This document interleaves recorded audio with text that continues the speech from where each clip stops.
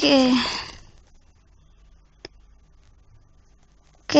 Assalamualaikum warahmatullahi wabarakatuh. Apa kabar anak-anak ibu, anak-anak salih dan salihah?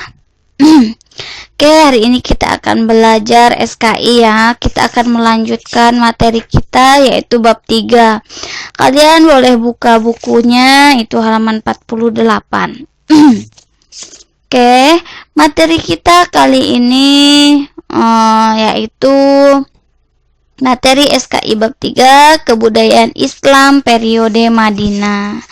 Boleh dibuka bukunya ya nak ya. Oke, jadi di sini ibu sudah mengambil poin-poin pentingnya saja yang akan kita pelajari hari ini, yang akan kita bahas hari ini. Mungkin kalau di buku jauh lebih lengkap, kalian bisa membaca, cuman mungkin jauh lebih lama kalau dibaca semuanya. Jadi ibu hanya mengambil poin-poin pentingnya saja di sini yang akan kita bahas seperti itu. Oke, kita langsung saja ya nak ya.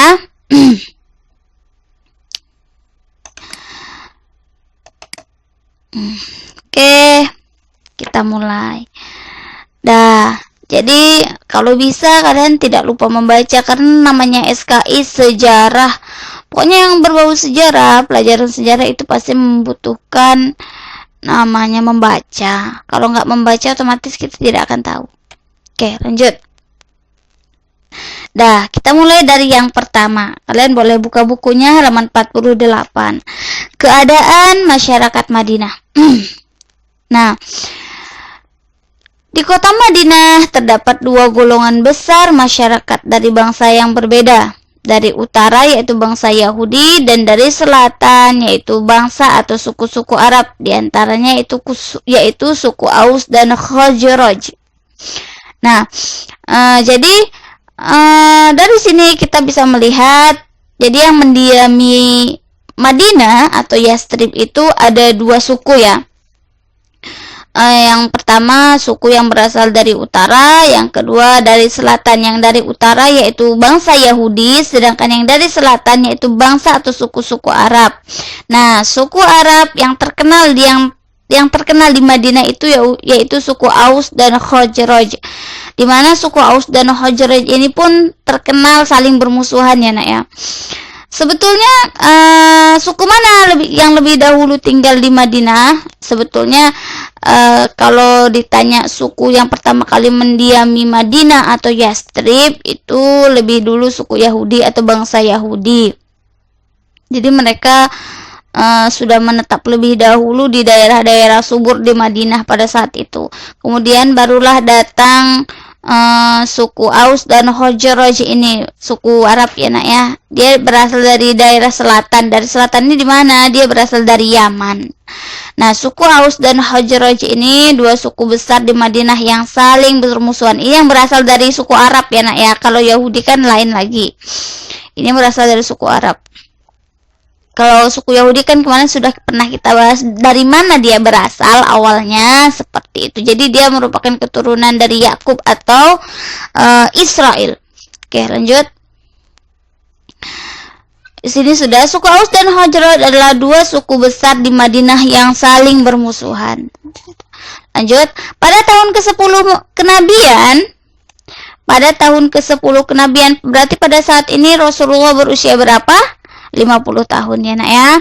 Jadi pada saat ini Rasulullah berusia 50 tahun. Karena Rasulullah kan menjadi seorang Rasul, Nabi Muhammad itu menjadi seorang Rasul itu pada usia 40 tahun. Berarti di sini Rasulullah berumur 50 tahun. Pada tahun ke-10 kenabian, beberapa orang dari suku Khazraj dari Madinah, ingat suku Aus dan Khazraj ini dia berasal dari Madinah atau Yastrib. Dari Madinah datang ke Mekah. Pada saat itu Rasulullah masih di Mekah ya nak, belum hijrah ke Madinah. Dari Madinah datang ke Mekah untuk melakukan haji. Mereka disambut oleh Nabi Muhammad di sebuah tempat yang bernama Aqabah. Jadi di Mekah itu ada suatu tempat yang namanya Aqabah. Jadi pada saat itu Rasulullah memang belum berhijrah ke Madinah. Ingat Rasulullah berdakwah di Mekah itu selama 13 tahun. Ya nak ya. Periode dakwah Rasulullah di Mekah 13 tahun dan di Madinah itu 10 tahun. Jadi total dakwahnya itu ada 23 tahun. Ingat, di Mekah 13 tahun, di Madinah 10 tahun. Yang di Mekah 13 tahun itu Rasulullah dakwah secara sembunyi-sembunyinya 3 tahun dan secara terang-terangannya 10 tahun. Jadi pas 13 tahun.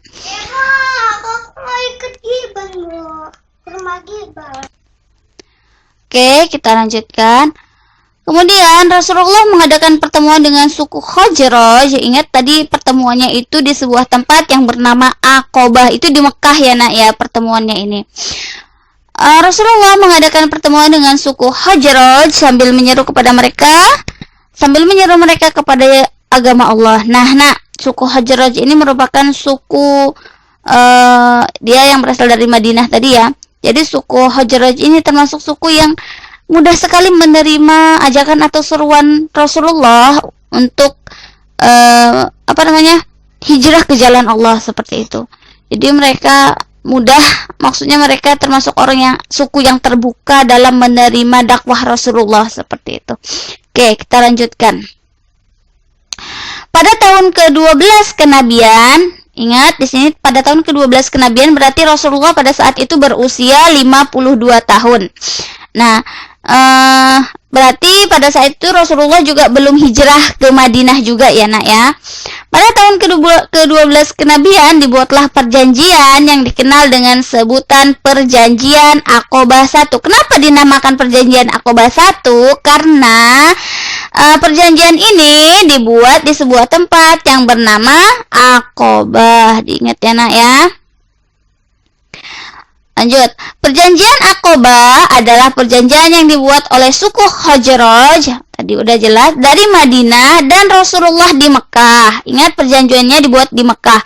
Dibuat di sebuah tempat yang bernama Aqabah. Perjanjian Aqabah dibuat sebelum Rasulullah hijrah ke Madinah. Oke, lanjut ya nak.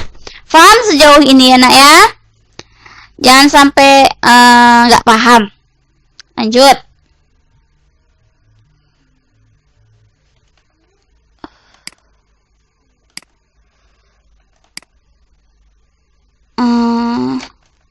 Oke, ini isi perjanjiannya. Jadi perjanjian Aqabah tuh ada 2 kali ya nak ya. Perjanjian, jadi terjadi 2 kali pertemuan berarti, dan ada 2 kali perjanjian. Yang pertama perjanjian Aqabah 1 dan perjanjian Aqabah 2. Ingat, perjanjian Aqabah itu ada 2. Yang pertama perjanjian Aqabah 1 dan perjanjian Aqabah 2. Isinya juga berbeda. Nah, ingat perjanjian Aqabah 1 tadi dibuat pada tahun, bentar ya nak.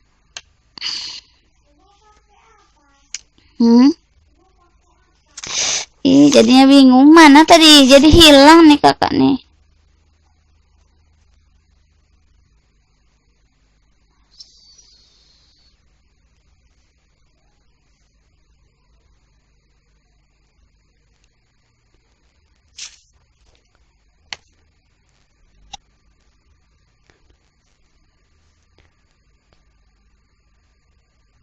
Tahun ke-12 kenabian.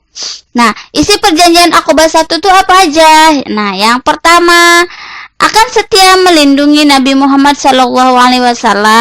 Yang kedua, rela berkorban harta dan jiwa. Yang ketiga, tidak akan menyekutukan Allah, tidak akan membunuh dan berdusta, bersedia membantu menyebarkan agama Islam. Ini merupakan perjanjian yang dibuat oleh Rasulullah dengan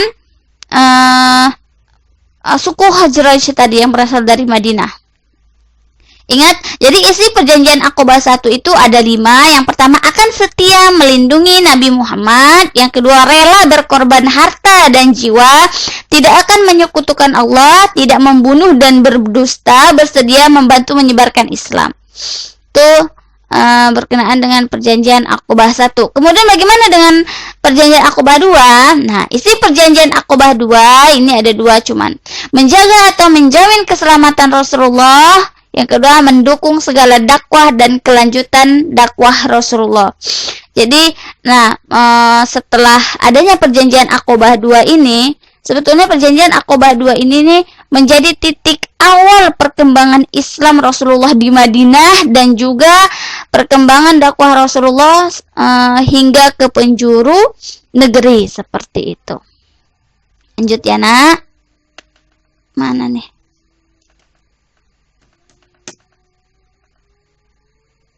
Gua mau nih ya. Oke, lanjut.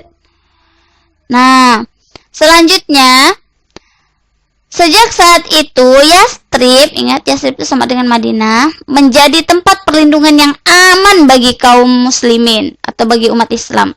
Sehingga keadaan ini terus berlangsung sampai sebagian besar kaum muslimin dari Mekah hijrah ke Madinah. Jadi setelah perjanjian Aqabah 2 tadi, Yastrib atau Madinah tadi menjadi tempat perlindungan teraman lah ya bagi kaum muslimin gitu kan. Kan di Mekah tuh banyak tuh yang sudah masuk Islam seperti itu. Jadi sebagian dari mereka tuh satu persatu mulai hijrah ke Madinah. Nah, sampai keadaan ini terus berlangsung sampai sebagian besar kaum muslimin tadi yang dari Mekah, kan Rasulullah masih di Mekah nih, belum hijrah ke Madinah. Jadi sebagian besar kaum muslimin di Mekah tadi hijrahlah ke Madinah. Jadi duluan pengikut Rasulullah yang hijrah ke Madinah. Itu pun atas perintah Rasulullah ya hijrahnya. Lanjut, mengetahui hal ini, kaum kafir Quraisy di Mekah semakin memberikan tekanan kepada kaum muslimin karena khawatir akan berkembangnya dakwah Rasulullah, sehingga mereka bermusyawarah dan bersepakat untuk membunuh Nabi Muhammad SAW. Nah ini dia. Jadi kan banyak kaum muslimin dari Mekah tadi hijrah ke Madinah. Pokoknya pengikut Rasulullah banyak yang berhijrah. Jadi ini kan masih di Mekah nih. Jadi mereka kaum kafir Quraisy tadi yang di Mekah tadi, mereka semakin khawatir Islam ini bisa makin berkembang nih kalau kaum musliminnya terus berhijrah ke sana, ya kan? Akhirnya mereka semakin memberikan tekanan kepada kaum muslimin yang masih ada di Mekah saat itu. Dan akhirnya mereka bersepakat dan bermusyawarah untuk membunuh Rasulullah seperti itu.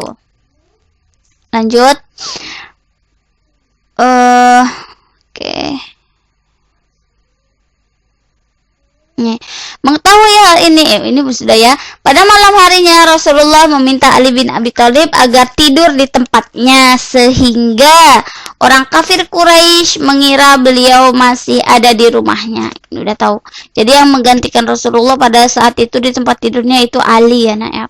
Ali bin Abi Thalib. Jadi saat itu mulailah Rasulullah akan melakukan perjalanan hijrahnya ke Madinah bersama Abu Bakar As-Siddiq. Oke, lanjut.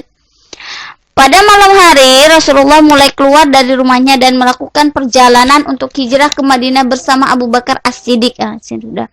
Dan untuk sementara mereka bersembunyi di gua yang bernama Gua Thur. Bersembunyi ya. Oke. Lanjut.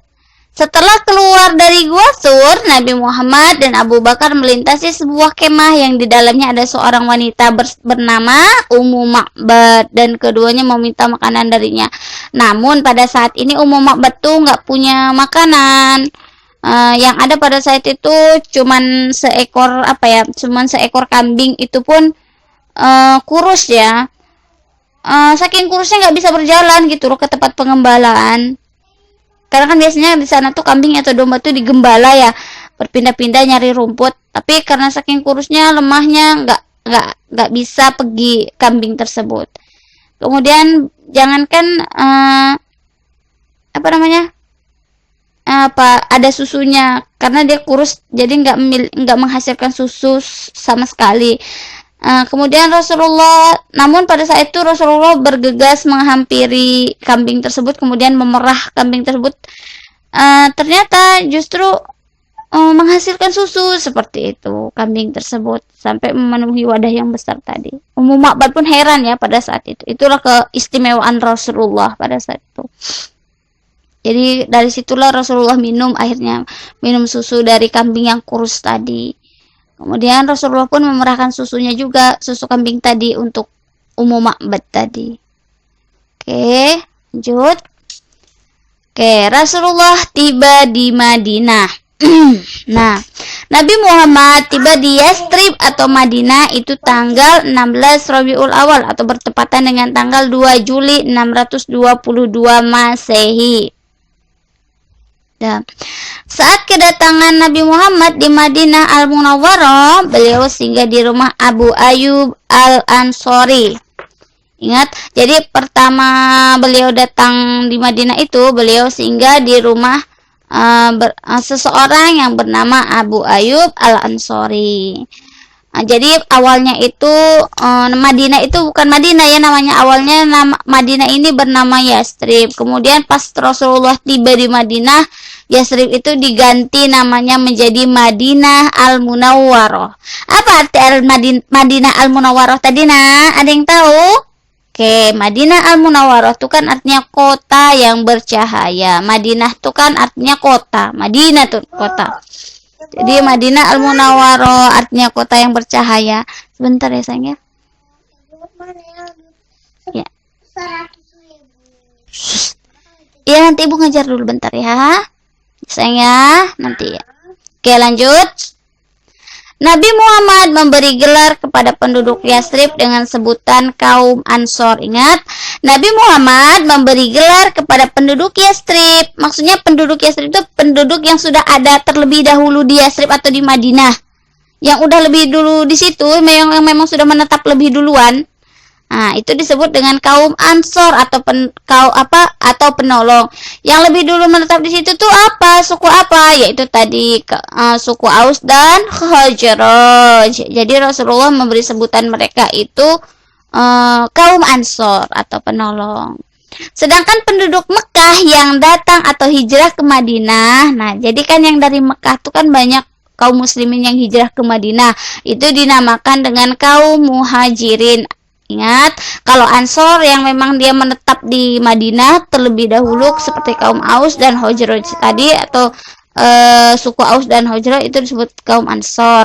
Sedangkan penduduk Mekah ibaratnya pendatang yang datang hijrah ke Madinah itu disebut Muhajirin. Oke, paham ya, Muhajirin sama Ansor bisa bedakan ya. Kalau Ansor itu yang sudah menetap di Madinah lebih dahulu, penduduk asli mungkin seperti itu. Sedangkan kaum Muhajirin yaitu mereka yang berhijrah dari Mekah ke Madinah. Oke, lanjut. Nah, karena Rasulullah sudah hijrah ke Madinah, pembinaan apa saja sih yang Rasulullah berikan kepada masyarakat Madinah? Apa saja sih yang pertama-tama kali Rasulullah lakukan di sana? Apa saja sih perubahan yang Rasulullah berikan? Seperti itu. Oke. Antara lain yang pertama pembinaan Rasulullah pada masyarakat yang Madinah yang pertama adalah membangun masjid. Jadi ketika Rasulullah ada di Madinah, sudah mulai berhijrah di Madinah, Rasulullah membangun masjid. Jadi banyak sekali masjid yang dibangun oleh Rasulullah ya. Antara lain seperti Masjid Jumu'ah, Masjid Ghamamah, Masjid Bani Quraizah, Masjid Ubay bin Ka'ab, Masjid Salman, Masjid Ali. Banyak sebetulnya. Oke. Lanjut ya, Nak. Yang kedua, apa yang dilakukan Rasulullah?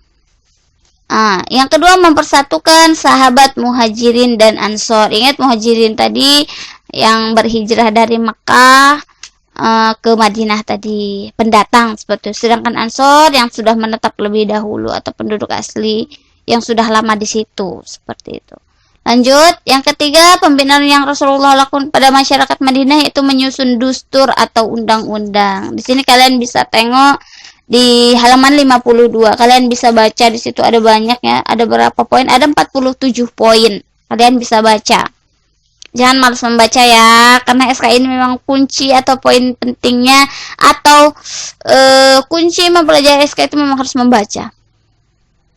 Oke, yang keempat, menciptakan kesejahteraan umum, itu yang Rasulullah lakukan. Dan yang kelima, mengembangkan pendidikan dan dakwah. Lanjut ya, Nak, itu poin pentingnya saja. Lanjut, rahasia kesuksesan dakwah Nabi Muhammad.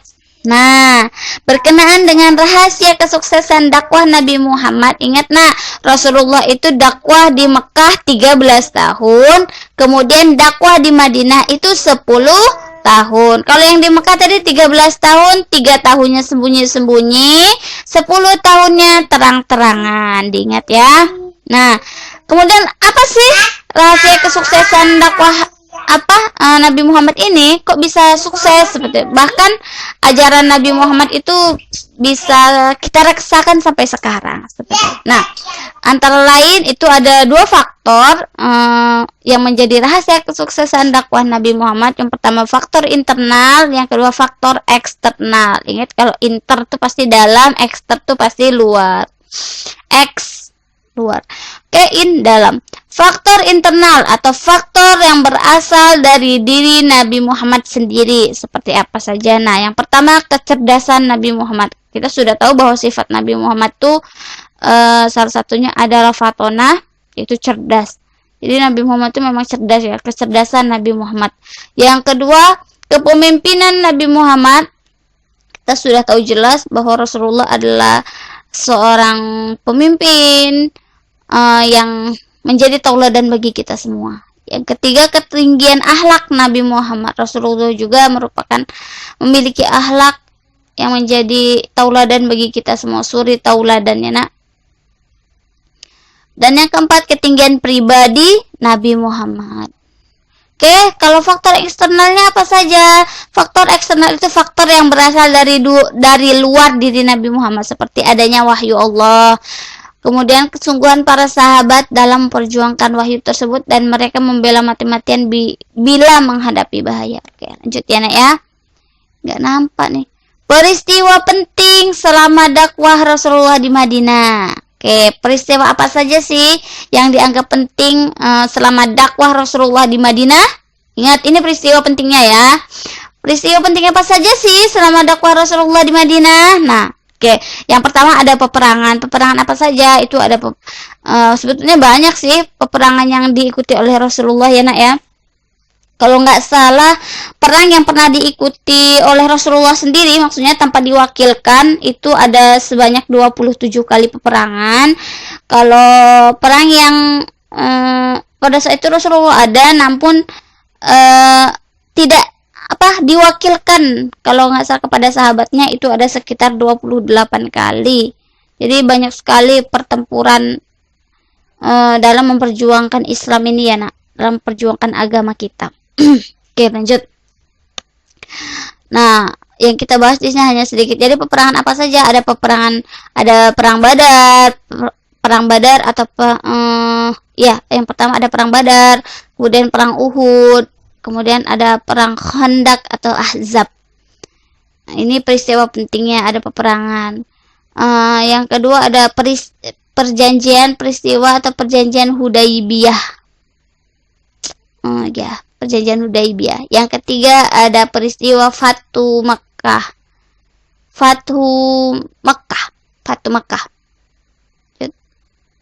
Nah, ini peperangan. Nah, peperangan. Nah, berkenaan dengan peperangan tadi ya, nak. Oh iya, di sini sudah ada.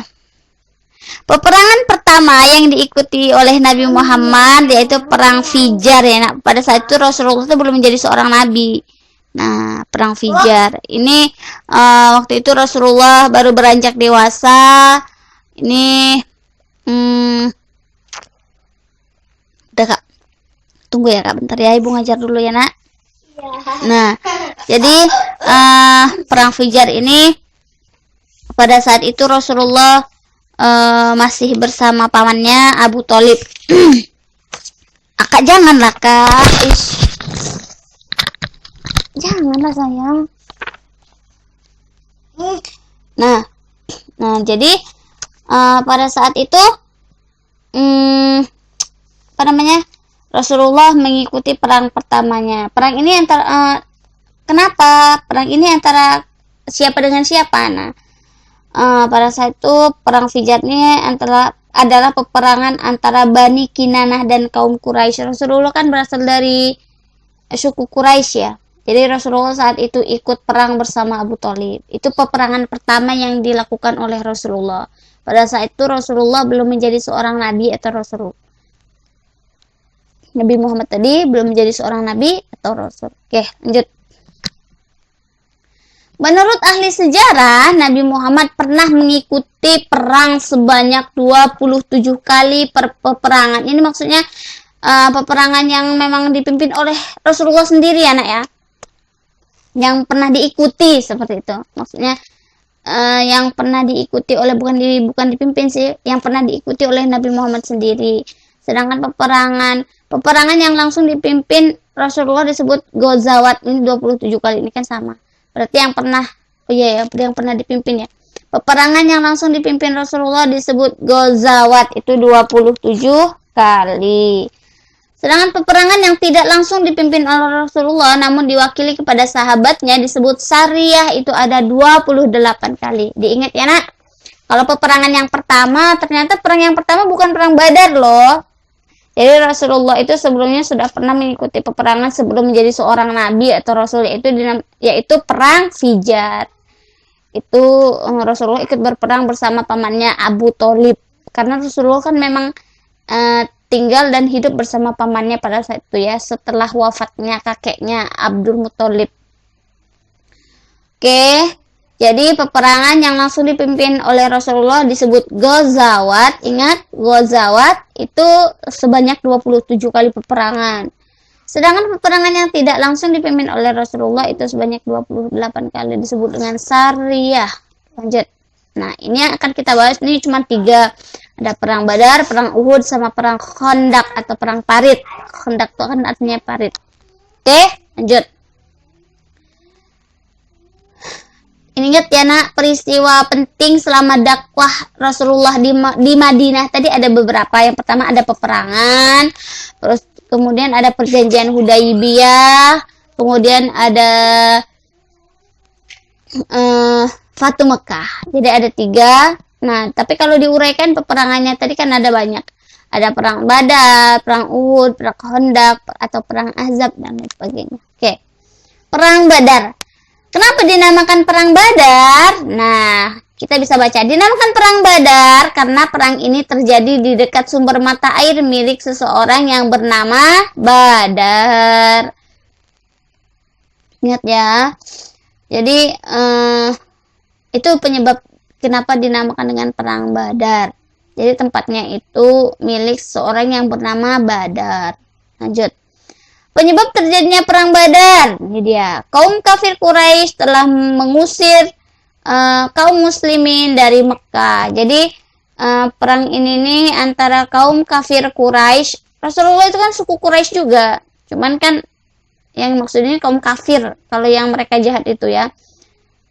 Jadi penyebab terjadinya perang Badar lah kaum kafir Quraisy, berarti mereka masih yang di Mekah ini telah mengusir kaum muslimin dari Mekah.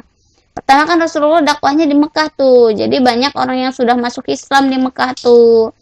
Nah, Rasulullah hijrahlah ke Madinah pada saat itu. Jadi kan masih ada tuh pengikut Rasulullah di Mekah. Nah, jadi para pengikut Rasulullah yang masih ada di Mekah itu diusir oleh orang-orang kafir Quraisy tadi. Jadi itulah yang menyebabkan atau menyulut terjadinya perang Badar. Oke, pada saat itu pasukan muslim hanya 313 orang. Sedikit ya, nak ya. Lebih banyak jumlah kalian lagi di pesantren. Ini hanya 313 orang pasukan muslim saat itu. Ini perang Badar. Kemudian pasukan kafir Quraisy itu 1000 orang. Sangat banyak. Banyak ya. 313 orang. Pasukan kafir Quraisy 1000 orang. Nah, kemudian siapa yang menang?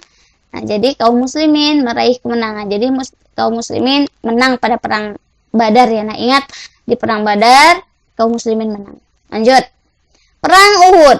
Kenapa dinamakan perang Uhud? Nah, ini dia.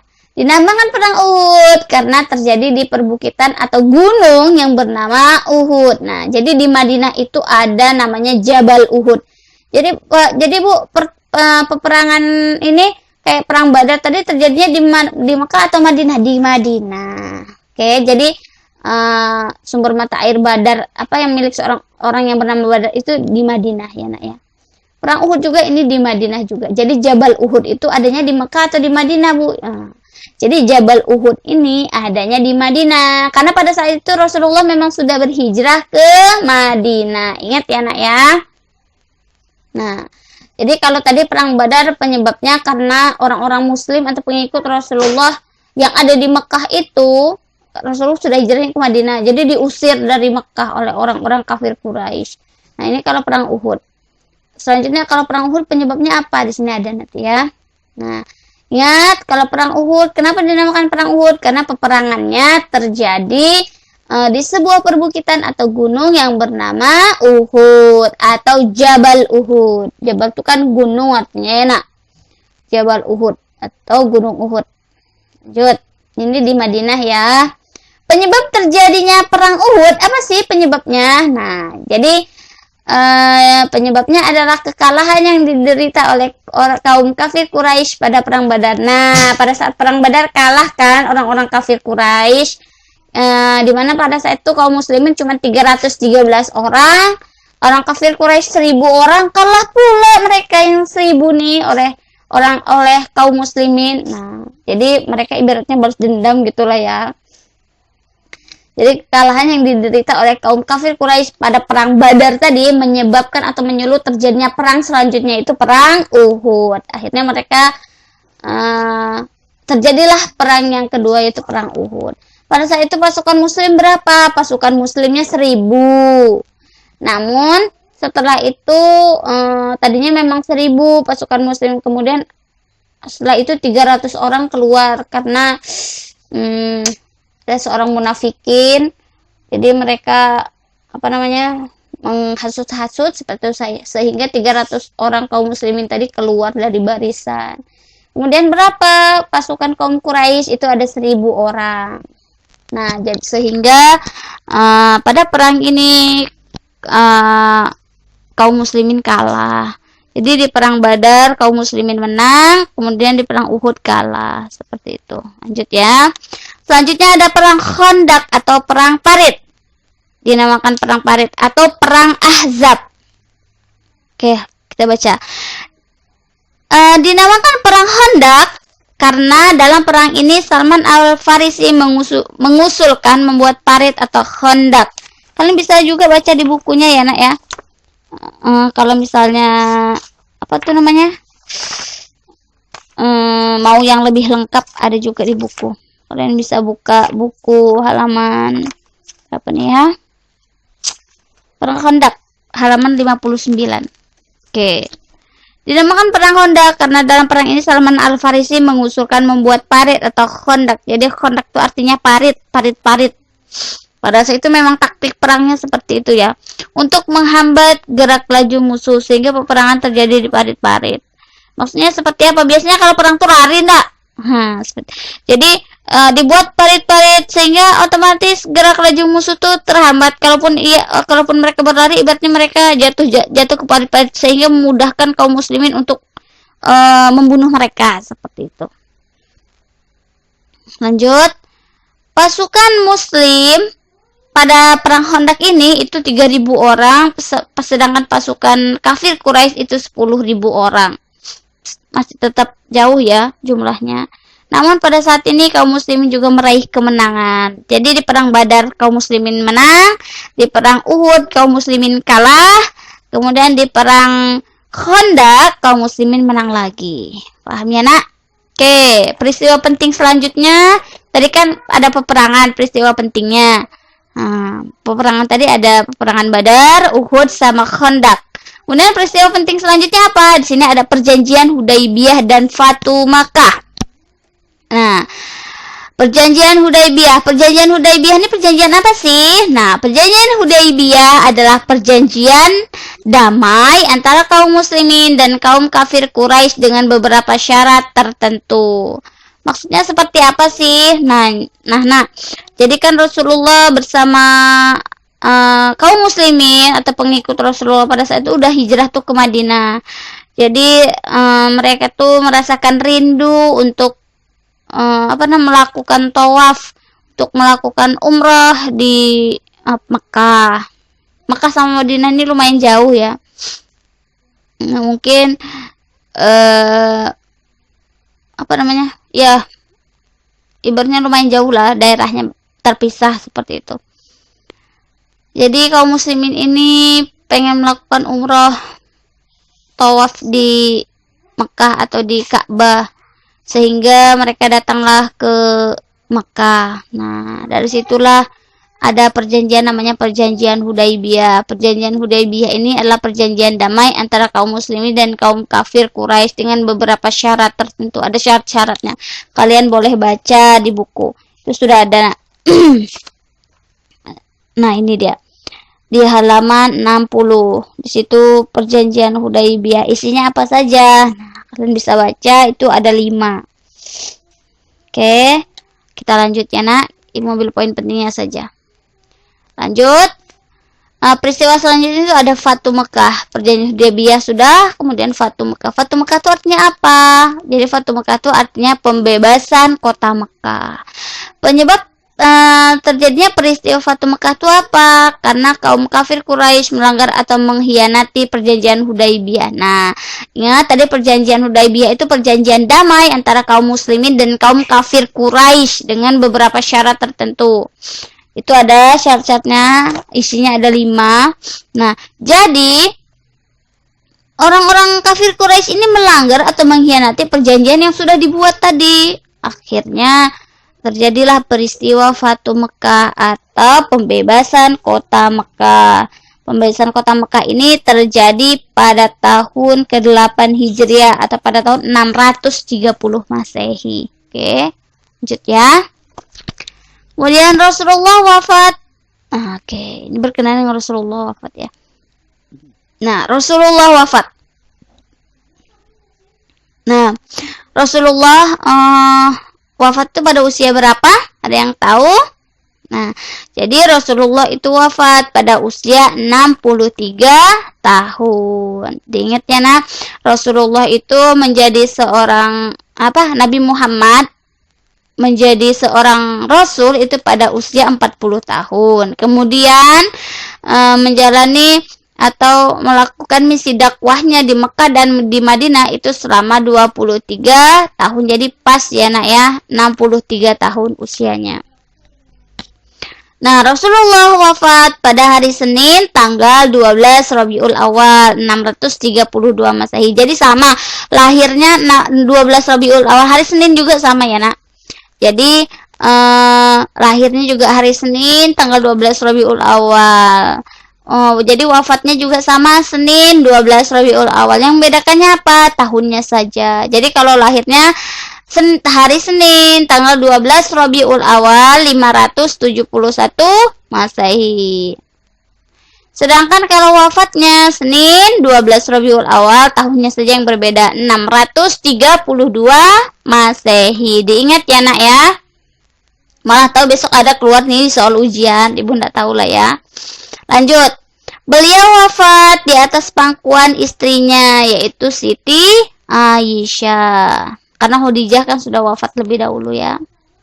Oke, Rasulullah wafat dan dimakamkan di Madinah. Diingat, kalau Rasulullah lahirnya di Mekah, wafatnya di Madinah. Jadi Rasulullah wafat dan juga dimakamkan di Madinah. Kalau lahirnya di Mekah. Terus kalau ibunya wafatnya di mana, dimakamkan di mana?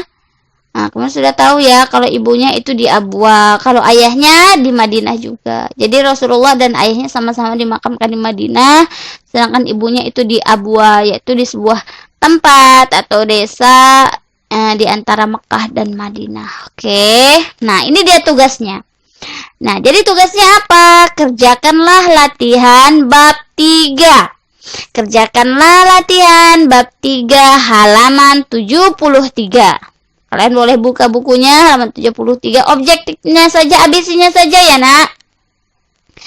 objektifnya saja dari nomor 1 sampai nomor 20. Oke. Dan kerjakanlah latihan ulangan semester ganjil. Latihan ulangannya ada di situ halaman 77. Objektifnya saja juga, maksudnya ABC-nya saja.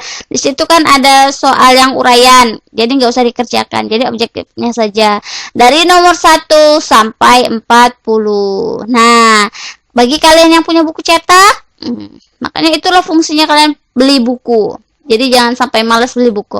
Bagi yang punya buku cetak, silakan kerjakan langsung di buku cetaknya tanpa harus menulis soal. Maksudnya langsung isi di bukunya ya nak. Itu kan sudah ada soal-soal, jadi kalian tinggal ngisi saja. Jika sudah selesai, fotolah. Silakan foto dan kirim atau inbox ke alamat FB Ibu Novi Aryani. Kemudian bagi yang tidak punya buku, tulis jawabannya saja di kertas atau buku tulis, kemudian foto, kirim ke alamat yang sama seperti di atas. Oke. Syukron. Assalamualaikum warahmatullahi wabarakatuh. Jangan lupa belajar ya, nak. Belajar dari SKI.